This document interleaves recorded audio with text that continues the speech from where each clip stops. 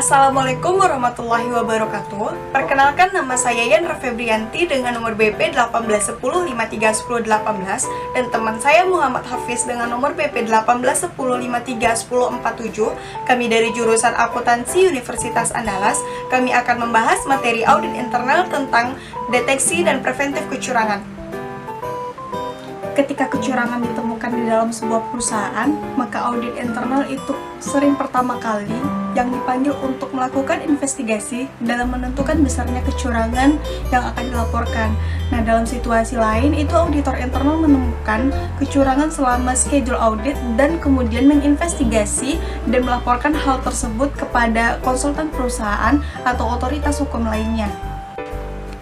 Nah, selanjutnya tentang fraud detection signs for internal auditor. Beberapa tipe sinyal red flag yang dapat menunjukkan aktivitas kecurangan keuangan yang potensial, yaitu yang pertama, kurangnya kebijakan perusahaan dan standar prosedur operasi yang tertulis. Yang kedua, itu transaksi yang tidak tercatat atau catatan yang hilang. Dan yang ketiga, salinan atau bukti perubahan dokumen.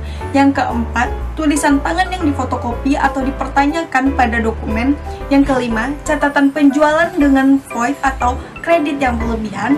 Yang keenam, saldo bank itu tidak direkonsiliasi dengan dasar waktu atau terdapat stale item di dalam rekonsiliasi bank. Yang ketujuh, saldo buku besar pembantu yang di luar kondisi secara terus-menerus. Yang kedelapan, hubungan laporan keuangan yang tidak biasa. Yang kesembilan, perbedaan antara perhitungan fisik inventory dan pencatatan perfektual yang tidak dijelaskan secara berkelanjutan.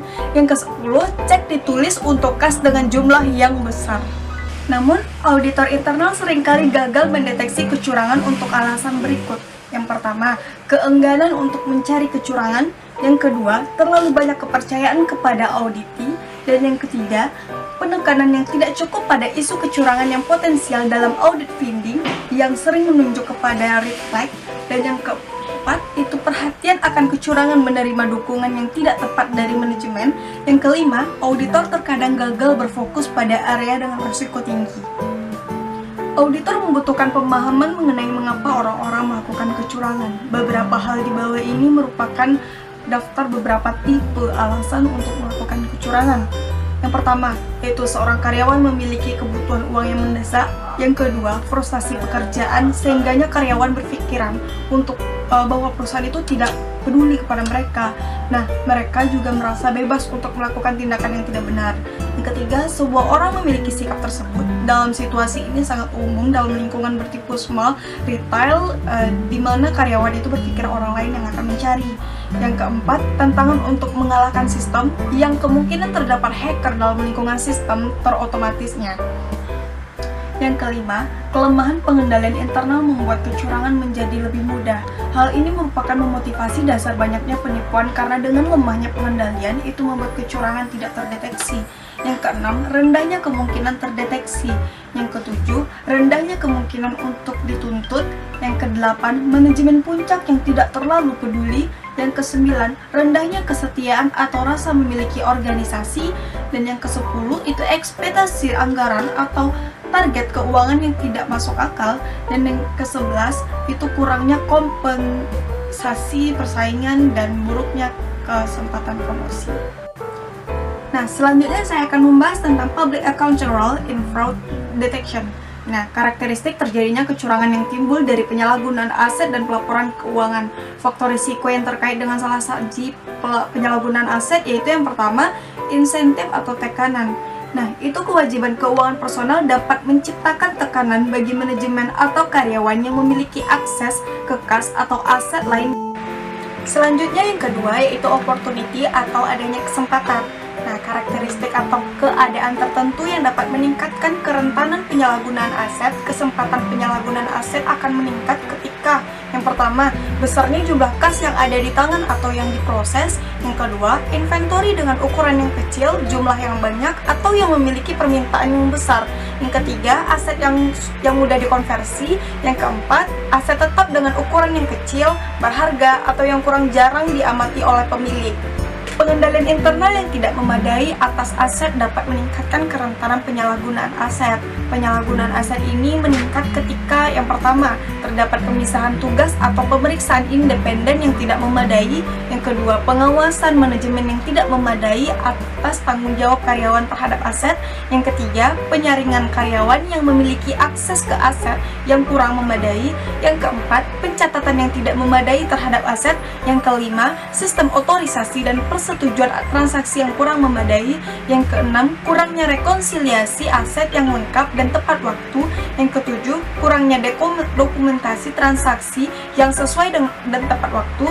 Dan yang kedelapan, kurangnya liburan untuk karyawan yang melaksanakan fungsi pengendalian kunci. Yang kesembilan, pemahaman teknologi informasi oleh manajemen yang tidak memadai.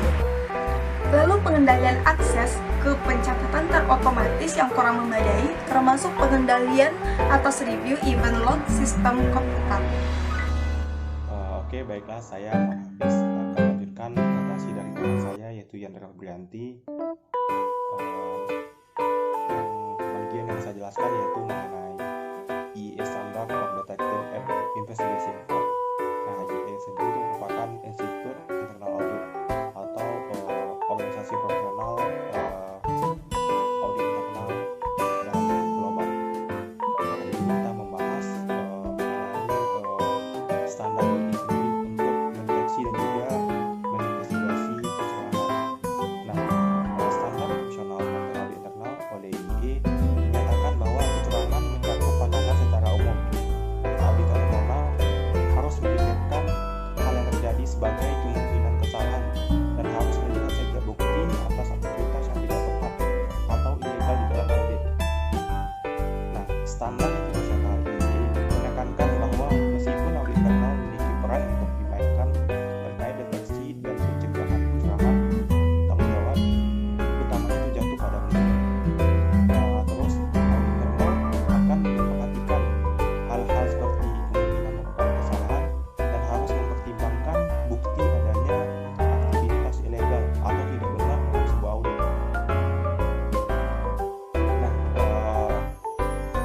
berkaitan dengan standar IE mengenai detecting and investigating fraud, yaitu berkaitan dengan standar IE nomor 1210/2 pada tahun 2004, yaitu menyatakan bahwa auditor internal harus memiliki pengetahuan yang cukup untuk mengidentifikasi indikator kecurangan, tetapi tidak diharapkan untuk memiliki ahli yang memiliki tanggung jawab utama dalam mendeteksi dan menginvestigasi kecurangan.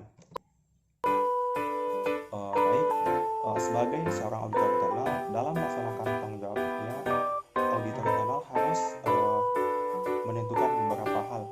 Yang pertama itu dalam lingkup organisasi, di mana kita harus menentukan apakah lingkungan organisasi tersebut mendorong kesadaran, pengendalian dan sasaran serta tujuan realistis perusahaan telah ditentukan. Nah, yang kedua itu mengenai kebijakan tertulis. Nah, apakah kebijakan tertulis yang ada menjelaskan aktivitas yang dilarang dan tindakan yang diperlukan ketika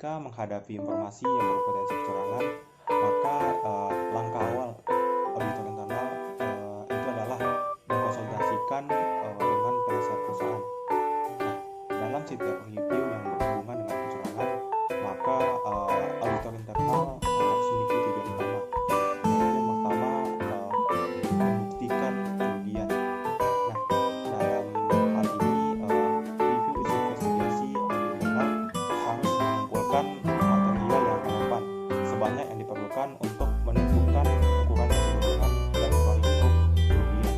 Nah, yang kedua itu menetapkan niat dan tanggung jawab.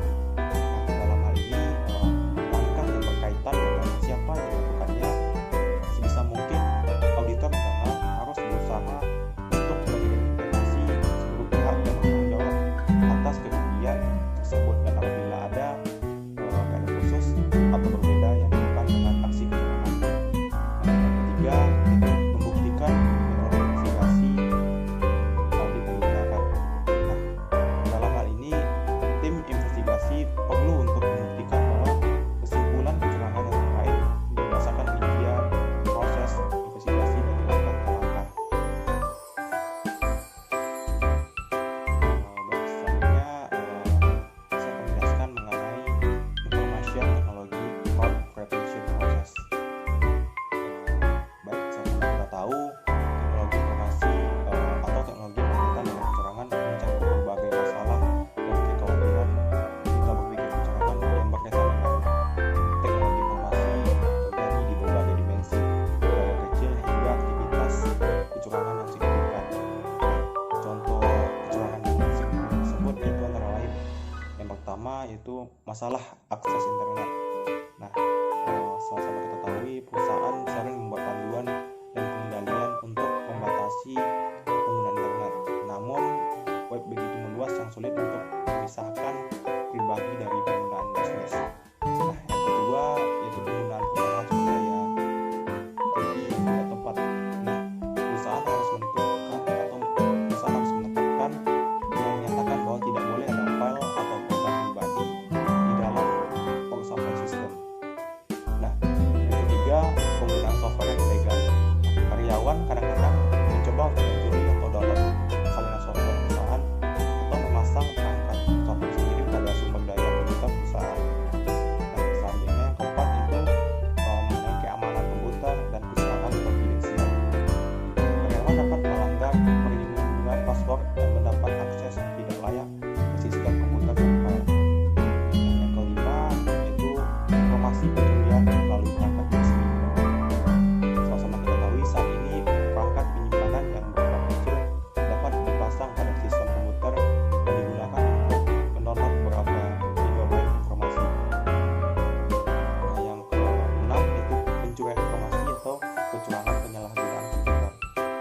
Ini adalah salah satu yang tidak benar untuk mengakses sistem komputer dengan melanggar pengendalian password dan untuk melihat, memodifikasi atau menyalin data atau file ke dalam tiap tempat yang dapat menyebabkan terjadinya computer crime atau kejahatan pada dunia komputer. Kemudian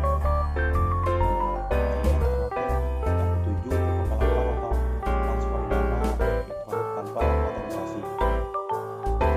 Bagian ini itu contohnya itu mencuri uang atau sumber dana itu melalui transaksi yang tidak tepat atau tidak terotorisasi merupakan penyebab yang masalah kecurangan sistem dan jaringan teknologi informasi yang signifikan. Oke, baik, bagian terakhir yang akan saya jelaskan yaitu mengenai fraud detection and the internal auditor. Akibat adanya skandal keuangan yang menimbulkan terbentuknya SOX atau kita sama-sama ketahui mengenai sejarah SOX, ICBA dan auditor nasional memiliki tugas utama yaitu untuk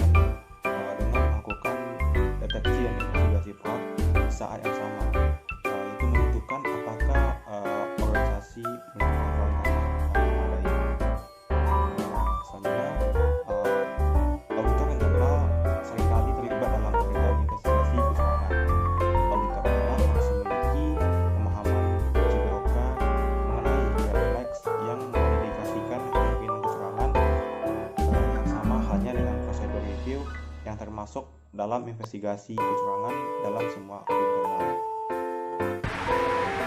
Baiklah, selanjutnya saya akan memberikan contoh praktik fraud pada perusahaan Homex di Meksiko.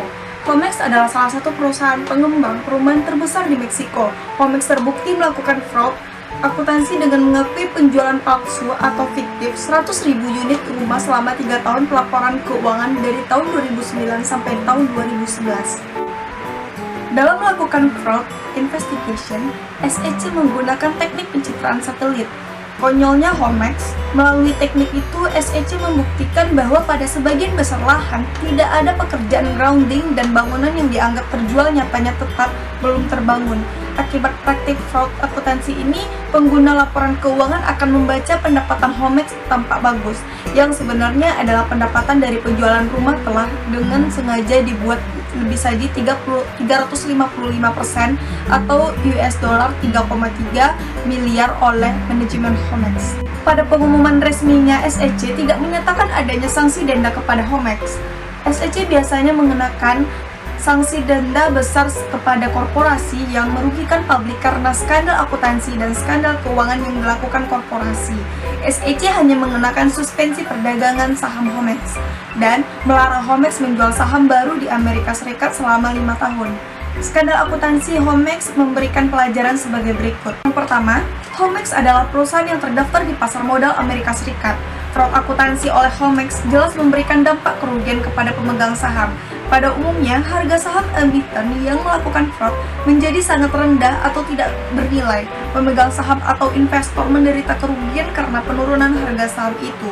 Atau seringkali emiten yang melakukan fraud mengalami atau mengajukan kebangkrutan. Homex ternyata mengajukan kebangkrutan di Meksiko pada tahun 2014. Yang kedua, pengungkapan skandal akuntansi oleh korporasi memakan waktu yang lama. Pada kasus ini, Homex melakukan fraud akuntansi dengan meninggikan penjualannya selama periode tahun 2009 sampai dengan 2011. Namun, investigasi fraud ini baru menghasilkan pengungkapan pembuktian pada tahun 2017. Yang ketiga, pengungkapan skandal akuntansi oleh korporasi atau emiten yang efektif adalah oleh otoritas jasa keuangan. SEC memainkan tugas penegakan hukum atas penyimpangan yang dilakukan emiten di Amerika Serikat. Otoritas pasar modal memiliki kewenangan yang besar dalam melakukan investigasi fraud dan mengenakan sanksi. Yang keempat, auditor internal semestinya mampu mendeteksi fraud akuntansi. Namun karena keterbatasan independensi, kesungkanan auditor internal, dan atau tata kelola perusahaan yang lemah, maka fraud akuntansi yang melibatkan manajemen tidak terungkap. Apapun alasannya, auditor internal paling tidak harus meningkatkan kompetensinya dalam mendeteksi fraud akuntansi. Sementara itu, organ pengatur dan pengawas tata kelola di dalam perusahaan wajib meningkatkan kualitas dan keefektifan pengawasannya terhadap laporan keuangan. Dan yang terakhir, akuntan publik sebagai penyedia jasa asuransi atas laporan keuangan malahan semestinya mampu mendeteksi fraud akuntansi. Namun nyatanya, banyak sekali fraud akuntansi yang gagal terdeteksi dan menjadi skandal besar setelah laporan auditor independensi tersebut. Saya akan mengambil contoh penjelasan pada perusahaan Indonesia, yaitu untuk deteksi investigasi kriminal. Di sini saya mengambil itu dari Bank Indonesia. Sama-sama kita tahu, Bank Indonesia atau kita kenal dengan Bank BRI itu konsisten memberikan pelayanan kepada sektor usaha mikro, kecil, dan menengah. Nah, hingga saat ini Bank BRI kini mencatat prestasi sebagai bank dengan laba terbesar dan salah satu bank yang memiliki aset tertinggi di Indonesia. Nah, Bank BRI sendiri memiliki komisi audit internal pada perusahaan yang disebut dengan Satuan Kerja Audit Internal atau disingkat dengan SKAI. Nah, SKAI merupakan satuan kerja yang memiliki tugas dan tanggung jawab melakukan pengawasan terhadap situs kerja yang ada pada Bank BRI. Baik, next, rasanya itu untuk semua kegiatan dan tugas audit internal telah tertulis dalam piagam audit internal. Nah, piagam audit internal itu disusun guna memberikan gambaran dan pedoman mengenai isi, misi, kedudukan, tugas dan tanggung jawab, wewenang, politik, independensi, dan aktivitas dan melalui pekerjaan audit internal dalam satu organisasi. Nah,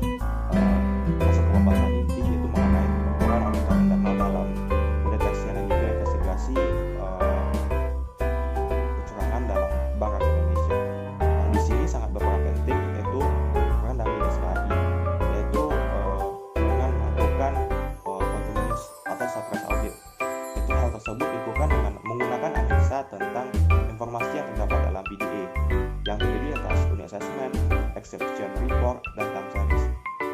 Dalam hal ini, kegiatan auditor yang dilakukan dalam tahap ini bertujuan menemukan setiap indikasi fraud yang terjadi dan memberikan rekomendasi tindakan apa yang harus dilakukan. Bahasanya itu masuk ke dalam tahap investigasi. SKI berperan langsung dalam kegiatan perancangan prosedur, strategi audit, dan langkah-langkah kemudian investigasi fraud secara lengkap dan menyeluruh. Investigasi yang dilakukan berguna untuk mengumpulkan bukti-bukti yang diperlukan dalam suatu kasus dan menemukan siapa yang pihak yang bertanggung jawab. Nah, pada Bank BRI sendiri, auditor internal itu telah menjalankan tugasnya dengan baik. Ini dibuktikan dengan upaya-upaya yang dilakukan dalam menindak kasus fraud dan pelanggaran lainnya. Bisa kita lihat dalam sejarahnya, dari 16 kasus fraud internal audit telah diselesaikan sebanyak 13 kasus, sedangkan 3 kasus masih dalam proses penyelesaian.